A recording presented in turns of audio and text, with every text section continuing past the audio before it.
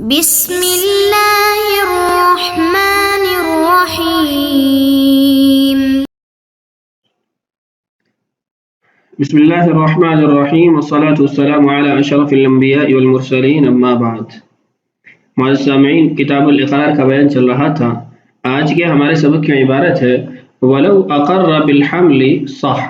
وَحُمِلَ عَلَى الْوَصِيَّةِ مِنْ غَيْرِهِ أي يحمل هذا الإقرار على أن رجلا أوصى بالحمل لرجل ومات الموصي فالآن يقر وارثه بأنه للموصى له،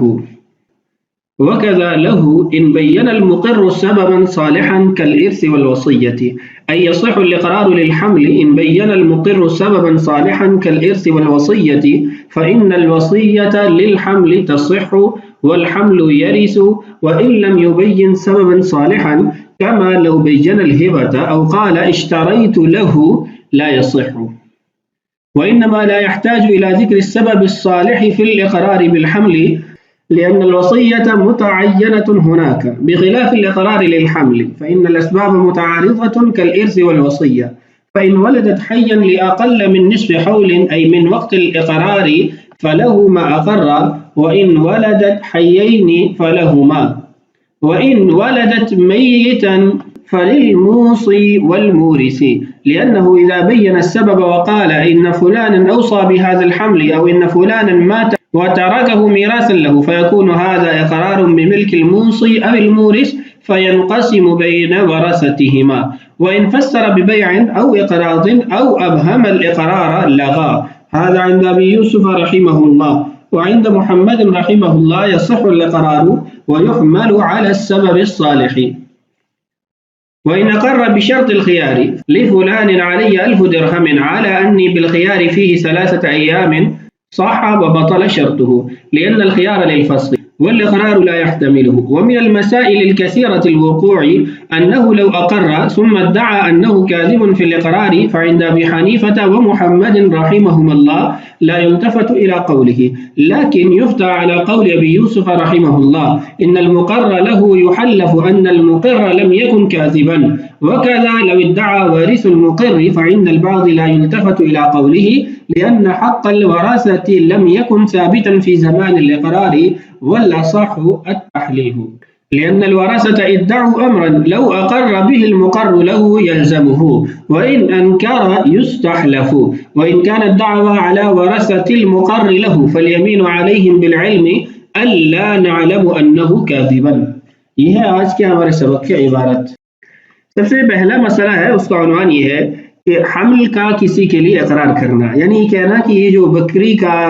بچہ اس کے پیٹ کے اندر ہے یا باندی کو جو حمل ٹھہرا ہے، اس سے پیدا ہونے والا بچہ یا بچی یہ فلاں شخص کی ہے، یعنی فلاں شخص کو دینی ہے۔ اس صورت کو درست قرار دینے کے لیے صورت یہ قائم کی جائے گی کہ اس حمل کا جو مالک تھا اس نے وصیت کی تھی کہ یہ بکری کا بچہ یا یہ جو باندی ہے اس سے پیدا ہونے والا بچہ فلاں شخص کو دے دیا جائے، اور وہ وصیت کرنے کے بعد مر گیا۔ اب اس کے مرنے کے بعد اس کا جو وارث ہے وہ اس بات کا اقرار کر رہا ہے کہ موصی لہو کو یہ اقرار والی چیز دے دی جائے، اس لیے کہ موصی جو مر چکا ہے اس نے یہ حمل فلاں شخص کے نام کیا تھا یا فلاں شخص کا کہا تھا کہ اس کو دینا ہے۔ عبارت دیکھیے، وَلَوْ أَقَرَّ بِالْحَمْلِ، اگر کوئی شخص حمل کا اقرار کرتا ہے کہ یہ حمل فلاں شخص کا ہے، صح تو اس کا یہ اقرار کرنا درست ہے، وَحُمِلَ عَلَى الْوَصِيَّةِ مِنْ غَيْرِهِ، اور اس صورت کو درست قرار دینے کے لیے جو صورت قائم کی جائے گی وہ یہ ہے کہ ہم یہ کہیں گے کہ یہ وصیت کی گئی ہے کسی شخص کی طرف سے کسی کے لیے۔ أي يحمل هذا الإقرار، اس اقرار کا محمل یہ ہوگا على ان رجلا کہ ایک شخص نے اوصى وصیت کی بالحمل، حمل کی، چاہے وہ بکری کا ہے یا باندی کا ہے، لرجل کسی شخص کے لیے، ومات الموصي اور یہ وصیت کرنے والا مر گیا، فالآن يقر وارثه، ابھی اس کا جو وارث ہے وہ اس بات کا اقرار کر رہا ہے بأنه للموصى له کہ یہ موصى له یعنی جس کے لیے اس اقرار کو طے کیا گیا تھا، جس کے نام کیا گیا تھا، اس کو دے دیا جائے۔ دوسرا جو مسئلہ ہے اس کا عنوان یہ ہے کہ حمل کے لیے اقرار کرنا۔ پہلے تھا کہ حمل کا اقرار کرنا کہ یہ حمل فلاں شخص کا ہے، اب یہ ہے کہ جو حمل ہے پیٹ کے اندر جو بچہ ہے اس کے لیے یہ اقرار کرنا کہ یہ چیز اس کی ہے۔ تو اس کے اندر 3 صورتیں قائم ہوگی کہ جو بچے کے حق میں اقرار کیا جا رہا ہے وہ ایسی چیز کا اقرار ہے جس کے حاصل ہونے کی یا حاصل کرنے کا جو سبب ہے وہ درست ہے، اس حمل کے مناسب ہے، موافق ہے، ملائم ہے۔ اور دو صورتیں جو دیگر ہیں وہ یہ ہیں کہ وہ جس سبب کا ذکر کر رہا ہے وہ سبب اس حمل کے مناسب نہیں ہے، یعنی اس سے وہ صادر نہیں ہو سکتا، یا پھر نہ وہ سبب صالح بیان کر رہا ہے اور نہ ہی سبب غیر صالح بیان کر رہا ہے، مطلقاً کہہ رہا ہے کہ یہ چیز حمل کی ہے، یہ پیٹ کے اندر موجودہ بچے کی ہے۔ اب ان تینوں صورتوں کے احکام بھی مختلف ہیں۔ عبارت پڑھ کے ان تینوں صورتوں کے جو احکام ہیں ان کو سمجھتے ہیں۔ وَكَذَا لَهُ، اور ایسے ہی درست ہے حمل کے لیے اقرار کرنا۔ ان بین المقر سببا صالحا، اس صورت میں جب اقرار کرنے والے نے سبب صالح کو ذکر کیا، یعنی اقرار جس چیز کا کر رہا ہے اس کے ساتھ جو سبب بیان کر رہا ہے وہ درست ہے، جیسے کالارث والوصیہ، یہ کہنا کہ یہ چیز اس حمل کی ہے اور اس کو بطور وراثت حاصل ہوئی ہے، یا فلاں شخص یہ وصیت کر کے گیا تھا کہ اس حمل کو یہ چیز دی جائے۔ تو وراثت اور وصیت جیسے اگر اسباب ذکر کرتا ہے جو ایک حمل کے مناسب ہے، ملائم ہے، حمل کے ساتھ اس مسئلے کی صورت قائم ہو سکتی ہے، تو اس صورت کے اندر اقرار کرنا درست ہوگا۔ وضاحت دیکھیے، ان یصح الاقرار للحمل، حمل کے لیے اقرار کرنا درست ہے۔ ان بین المقر سببا صالحا، شرط یہ ہے کہ اقرار کرنے والا وہ سبب صالح بیان کرے۔ کالارث والوصیہ، جیسے وراثت اور وصیت کا کہنا۔ فإن الوصیۃ للحمل تصح، حمل کے بارے میں وصیت کی جا سکتی ہے۔ والحمل یرث، اور حمل وارث بھی بنتا ہے۔ تو خلاصہ یہ ہے کہ اگر اقرار کرنے والا جس چیز کا اقرار کر رہا ہے اس کی نسبت حمل کی طرف سبب صالح کے ساتھ کرتا ہے، جیسے وراثت ہے یا وصیت ہے، تو یہ درست ہوگا اقرار، تو اس حمل کی ملکیت ہی اس کو شمار کیا جائے گا۔ وَإِن لَمْ يُبَيِّن سَبَبًا صَالِحًا، اگر اس نے سبب صالح یعنی درست سبب بیان نہ کیا، كَمَا لَوْ بَيَّنَ الْهِبَةَ، جیسے وہ کہتا ہے کہ ہبہ ہے، مثلا یہ کہنا کہ یہ جو کپڑا میرے پاس ہے یہ میں نے اس حمل کو ہبہ کیا ہے اس لیے یہ اس کی ملک ہے۔ او قال، یا اس نے کہا اشتریت لہ،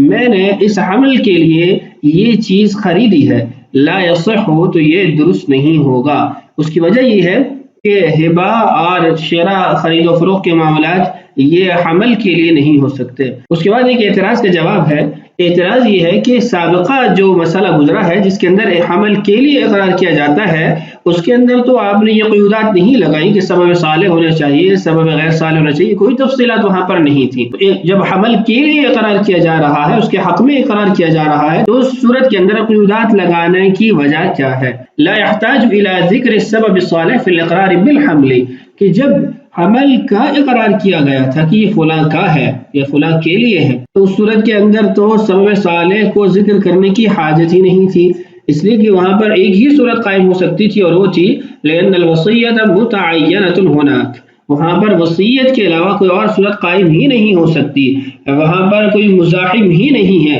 ایک ہی چیز طے ہے، تو اس لیے وہاں پر قیودات کی ضرورت ہی نہیں ہوئی۔ بخلاف الاقرار للحمل، برخلاف حمل کے لیے اقرار کرنا، اس کے حق میں اقرار کرنا، فإن الاسباب متعارضۃ، اس صورت کے اندر تو متعارض مختلف اسباب موجود ہیں، وراثت ہے، وصیت ہے، شراء ہے، ہبہ ہے، بہت سارے ایسے امور ہیں، اس لیے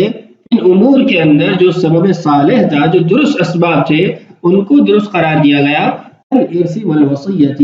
جیسے وراثت اور وصیت۔ یہاں تک مصنف رحمہ اللہ نے دو صورتیں ذکر کی ہیں، ایک صورت جس کے اندر سبب صالح اور ایک جس میں سبب صالح نہ ہو، تیسری جو صورت ہے جس کے اندر نہ سبب صالح کا ذکر ہے نہ غیر صالح کا، اس کا بیان آگے انشاءاللہ آ رہا ہے۔ فَإِن وَلَدَتْ حَيًّا، اگر وہ باندی ایک زندہ بچہ جنتی ہے، لِأَقَلَّ مِن نِّصْفِ حَوْلٍ، 6 ماہ سے کم مدت میں، یعنی اقرار کے بعد 6 ماہ گزرنے سے پہلے وہ بچہ جن دیتی ہے، فَلَهُ مَا أَقَرَّ، تو اس بچے کو وہ دے دیا جائے گا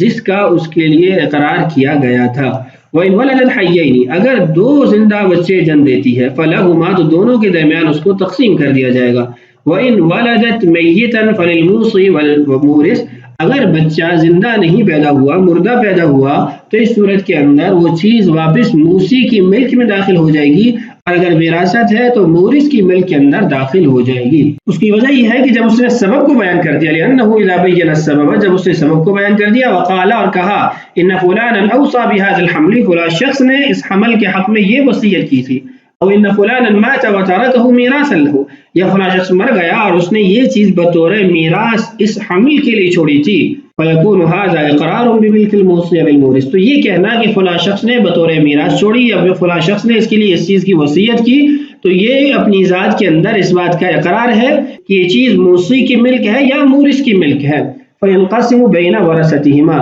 تو جب آگے اس کے تقسیم کا محل موجود نہیں ہے یا اس کو لینے والا محل موجود نہیں ہے تو اس کو ان دونوں کے ورثاء کے درمیان تقسیم کر دیا جائے گا، یعنی میراث کا مسئلہ ہے تو اس کے مورث کے جو ورثاء ہے اس میں تقسیم کر دیا جائے گا، اور اگر موصی کا معاملہ ہے تو اس صورت کے اندر وصیت کرنے والے کے ورثاء میں تقسیم کر دیا جائے گا۔ یہاں ایک بات کی اور وضاحت ضروری ہے کہ اوپر جو مسئلہ گزرا کہ اگر دو زندہ بچے پیدا ہوتے ہیں تو اس کے اندر اگر تو میراث ہے تو میراث کے اصولوں کے مطابق ان کے درمیان تقسیم ہوگی، مثلا ایک بچی اور ایک بچہ پیدا ہوا تو پھر للذکر مثل حظ الانثیین کہ بچے کو دوگنا دیا جائے گا اور بچی کو ایک بچے کا جو حصہ ہے اس سے آدھا دیا جائے گا، اور اگر تو دونوں مذکر ہیں تو پھر دونوں میں برابر تقسیم ہو جائے گا، یا پھر وصیت ہے تو اس صورت کے اندر بھی برابر تقسیم ہوگا، مذکر مؤنث کی وہاں پر پھر تفریق نہیں ہوگی۔